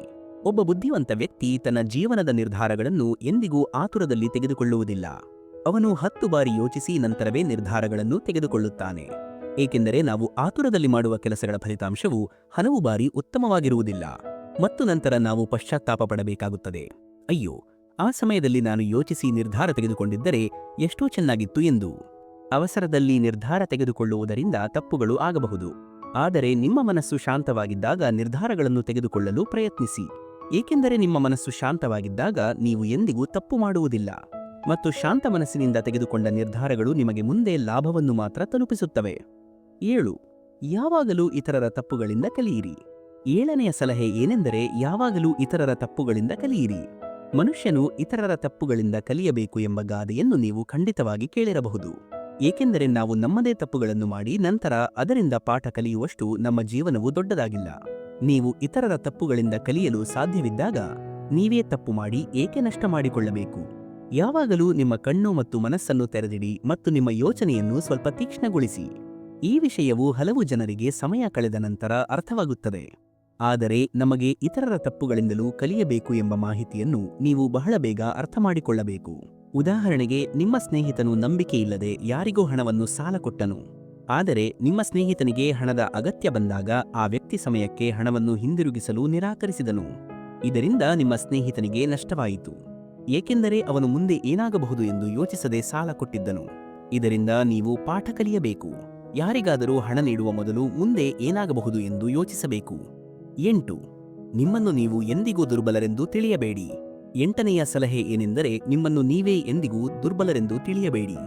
ಏಕೆಂದರೆ ನೀವು ಹೇಗೆ ಯೋಚಿಸುತ್ತೀರೋ ಹಾಗೆಯೇ ಆಗುತ್ತೀರಿ. ಈ ಮಾತು 100% ಸತ್ಯ. ನಮ್ಮ ಆಲೋಚನೆಗಳೇ ನಮ್ಮ ಯಶಸ್ಸು ಮತ್ತು ವೈಫಲ್ಯಕ್ಕೆ ಜವಾಬ್ದಾರಿಯಾಗಿರುತ್ತವೆ. ಮತ್ತೊಂದು ವಿಷಯವೇನೆಂದರೆ, ನೀವು ನಿಮ್ಮನ್ನು ದುರ್ಬಲರೆಂದು ಭಾವಿಸಿದರೆ ನಿಮ್ಮ ಸುತ್ತಮುತ್ತಲಿನ ಜನರು ನಿಮ್ಮನ್ನು ಇನ್ನೂ ಹೆಚ್ಚು ದುರ್ಬಲರು ಎಂದು ತಿಳಿಯುತ್ತಾರೆ. ನೀವು ಒಳಗಿನಿಂದ ದುರ್ಬಲರಾಗಿದ್ದರೂ ಅದನ್ನು ಹೊರಗೆ ತೋರಿಸಬೇಡಿ. ಏಕೆಂದರೆ ಯಶಸ್ಸಿನ ಮೇಲೆ ಚಪ್ಪಾಳೆ ತಟ್ಟುವವರು ಕಡಿಮೆ ಮತ್ತು ದುರ್ಬಲತೆಗಳ ಮೇಲೆ ದೋಷಗಳನ್ನು ಹುಡುಕುವವರು ಹೆಚ್ಚು ಸಿಗುತ್ತಾರೆ. 9. ಇನ್ನೊಬ್ಬರ ಅಭಿಪ್ರಾಯ ಕೇಳಿ ನಿಮ್ಮ ನಿರ್ಧಾರವನ್ನು ಬದಲಾಯಿಸಬೇಡಿ. ಇನ್ನೊಬ್ಬರ ಅಭಿಪ್ರಾಯವನ್ನು ತೆಗೆದುಕೊಂಡು ನಿಮ್ಮ ನಿರ್ಧಾರವನ್ನು ಬದಲಾಯಿಸಬೇಡಿ. ಉದಾಹರಣೆಗೆ, ನೀವು ಯಾವುದೋ ಒಂದು ಕೆಲಸವನ್ನು ಮಾಡುತ್ತಿದ್ದೀರಿ ಮತ್ತು ಆ ಕೆಲಸದಲ್ಲಿ ನೀವು ಸಂಪೂರ್ಣವಾಗಿ ಹೊಸಬರಾಗಿದ್ದರೆ ಸಹಜವಾಗಿಯೇ ಆ ಕ್ಷೇತ್ರದಲ್ಲಿ ಕೆಲಸ ಮಾಡುತ್ತಿರುವ ಜನರಿಂದ ನೀವು ಸಲಹೆಯನ್ನು ಕೇಳುತ್ತೀರಿ. ಆದರೆ ಈ ಜಗತ್ತಿನಲ್ಲಿ ನೀವು ಮುಂದುವರಿಯುತ್ತಿರುವುದನ್ನು ನೋಡಿ ಸಂತೋಷಪಡುವಂತಹ ಜನರು ಬಹಳ ಕಡಿಮೆ ಸಿಗುತ್ತಾರೆ. ನಿಮ್ಮ ಪ್ರಗತಿಯನ್ನು ನೋಡಿ ಸಂತೋಷಪಡದ ವ್ಯಕ್ತಿ ನಿಮಗೆ ಸರಿಯಾದ ಸಲಹೆಯನ್ನು ಹೇಗೆ ನೀಡಲು ಸಾಧ್ಯ? ನಿಮಗೆ ಜೀವನದಲ್ಲಿ ಮುಂದುವರಿಯಲು ಇರುವ ಸಲಹೆ ಏನೆಂದರೆ, ಇತರರ ಸಲಹೆ ಇಲ್ಲದೆ ನಿಮ್ಮ ಕೆಲಸವನ್ನು ಪೂರ್ಣ ಭಕ್ತಿಯಿಂದ ಮಾಡಿ ಮತ್ತು ಮುಂದುವರಿಯಿರಿ. ಜಗತ್ತು ಏನು ಯೋಚಿಸುತ್ತದೆ ಎಂಬುದರ ಬಗ್ಗೆ ವಿಚಾರ ಮಾಡದೆ ನೀವು ಮುಂದೆ ಸಾಗಬೇಕು. ಜಗತ್ತು ನಿಮ್ಮನ್ನು ಎಷ್ಟೇ ಬೆದರಿಸಿ ಹಿಂದೆ ಸರಿಸಲು ಬಯಸಿದರೂ ಆ ಭಯವನ್ನು ನಿರ್ಲಕ್ಷಿಸಿ ನೀವು ಮುಂದೆ ಸಾಗಬೇಕು. ಯಾವುದೇ ಉತ್ತಮ ಕೆಲಸ ಮಾಡಲು ನೀವು ಯೋಜನೆ ಹಾಕಿದಾಗ ಯಾರಾದರೂ ನಿಮ್ಮೊಂದಿಗೆ ಆ ಕೆಲಸ ಕಠಿಣವಾಗಿದೆ ಎಂದು ಹೇಳಿದರೆ ಅವರನ್ನು ಸುಳ್ಳು ಎಂದು ಸಾಬೀತುಪಡಿಸಲು ಮುಂದೆ ಸಾಗಿರಿ. 10. ಯಾವಾಗಲೂ ಒಳ್ಳೆಯ ಜನರೊಂದಿಗೆ ಇರಿ. ಮತ್ತು ಕೊನೆಯ ಸಲಹೆ ಏನೆಂದರೆ, ಯಾವಾಗಲೂ ಒಳ್ಳೆಯ ಜನರೊಂದಿಗೆ ಇರಿ. ಒಂದು ಗಾದೆಯನ್ನು ನೀವು ಕೇಳಿರಬಹುದು. ನೀವು ಮದ್ಯದ ಅಂಗಡಿಯಲ್ಲಿ ಕುಳಿತು ಹಾಲು ಕುಡಿದರೂ ಜನರು ನಿಮ್ಮನ್ನು ಕುಡುಕರೆಂದು ಕರೆಯುತ್ತಾರೆ. ನೀವು ದೇವಾಲಯದಲ್ಲಿ ಕುಳಿತು ನೀರು ಕುಡಿದರೂ ನಿಮಗೆ ಸಂತನ ಸ್ಥಾನಮಾನವನ್ನು ನೀಡಲಾಗುತ್ತದೆ. ಆದ್ದರಿಂದ ನಮ್ಮ ಜೀವನದಲ್ಲಿ ಒಳ್ಳೆಯ ಜನರ ಸಹವಾಸವು ಬಹಳ ಮುಖ್ಯ. ನೀವು ಯಾರೊಂದಿಗೆ ಇರುತ್ತೀರೋ ನಿಮ್ಮ ವ್ಯಕ್ತಿತ್ವವು ಹಾಗೆಯೇ ರೂಪುಗೊಳ್ಳುತ್ತದೆ. ಹಾಗಾಗಿ ಯಾವಾಗಲೂ ಒಳ್ಳೆಯ ಜನರೊಂದಿಗೆ ಇರಬೇಕು. ನೀವು ಯಾವ ವ್ಯಕ್ತಿಗಳೊಂದಿಗೆ ಇರುತ್ತೀರೋ ಅವರಂತೆಯೇ ನಿಮ್ಮ ಭವಿಷ್ಯವು ರೂಪುಗೊಳ್ಳುತ್ತದೆ. ಆದ್ದರಿಂದ ನಿಮ್ಮ ಸ್ನೇಹಿತರನ್ನು ಯೋಚಿಸಿ ಮತ್ತು ಜಾಗರೂಕತೆಯಿಂದ ಮಾಡಿಕೊಳ್ಳಿ. ಕಥೆ 3. ನಮ್ಮೊಳಗಿರುವ ಅವಕಾಶಗಳು, ವಜ್ರದ ಗಣಿಗಾರನ ಕಥೆ. ಒಂದು ಕಾಲದಲ್ಲಿ ಆಫ್ರಿಕಾ ಖಂಡದಲ್ಲಿ ಹಲವು ವಜ್ರದ ಗಣಿಗಳ ಡೈಮಂಡ್ ಮೈನ್ಸ್ ಶೋಧವಾಗಿತ್ತು. ಅಲ್ಲಿ ಹೇರಳವಾಗಿ ವಜ್ರಗಳು ಸಿಗುತ್ತಿದ್ದವು. ಅಲ್ಲಿನ ಗ್ರಾಮವೊಂದರ ರೈತನು ವಜ್ರದ ಗಣಿಗಳನ್ನು ಕಂಡುಹಿಡಿದು ಶ್ರೀಮಂತರಾದ ಜನರ ಕಥೆಗಳನ್ನು ಕೇಳುತ್ತಿದ್ದನು. ತಾನೂ ಸಹ ಒಂದು ವಜ್ರದ ಗಣಿಯನ್ನು ಹುಡುಕಿ ಶ್ರೀಮಂತನಾಗಬೇಕು ಎಂದು ಅವನು ಬಯಸಿದ್ದನು. ಒಂದು ದಿನ ಶ್ರೀಮಂತನಾಗುವ ತನ್ನ ಕನಸನ್ನು ನನಸಾಗಿಸಲು ಅವನು ತನ್ನ ಜಮೀನನ್ನು ಮಾರಿದನು ಮತ್ತು ವಜ್ರದ ಗಣಿಯ ಹುಡುಕಾಟದಲ್ಲಿ ಹೊರಟನು. ಆಫ್ರಿಕಾದ ಬಹುತೇಕ ಎಲ್ಲಾ ಸ್ಥಳಗಳನ್ನು ಹುಡುಕಿದರೂ ಅವನಿಗೆ ವಜ್ರದ ಕುರಿತು ಏನೂ ಸುಳಿವು ಸಿಗಲಿಲ್ಲ. ಸಮಯ ಕಳೆದಂತೆ ಅವನ ಮನೋಬಲವು ಕುಸಿಯಲು ಪ್ರಾರಂಭಿಸಿತು. ಶ್ರೀಮಂತನಾಗುವ ಅವನ ಕನಸು ಮುರಿದು ಬೀಳುವಂತೆ ಕಾಣಿಸಿತು. ಅವನು ಎಷ್ಟೊಂದು ಹತಾಶನಾದನು ಎಂದರೆ ಅವನ ಜೀವನದ ಆಸೆಯೇ ಅಂತ್ಯಗೊಂಡಿತು.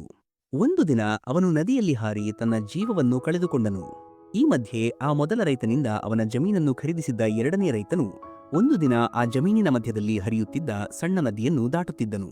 ಆಗ ನದಿಯ ನೀರಿನಲ್ಲಿ ಅವನಿಗೆ ಕಾಮನಬಿಲ್ಲಿನಂತಹ ಬೆಳಕು ಹೊರಹೊಮ್ಮುವುದು ಕಾಣಿಸಿತು. ಅವನು ಗಮನವಿಟ್ಟು ನೋಡಿದಾಗ ನದಿಯ ದಡದಲ್ಲಿ ಒಂದು ಕಲ್ಲಿನ ಮೇಲೆ ಸೂರ್ಯನ ಕಿರಣಗಳು ಬಿದ್ದು ಅದು ಹೊಳೆಯುತ್ತಿತ್ತು. ರೈತನು ಬಗ್ಗಿ ಆ ಕಲ್ಲನ್ನು ತೆಗೆದುಕೊಂಡು ಮನೆಗೆ ತಂದನು. ಅದು ಒಂದು ಸುಂದರವಾದ ಕಲ್ಲಿನಂತಿತ್ತು.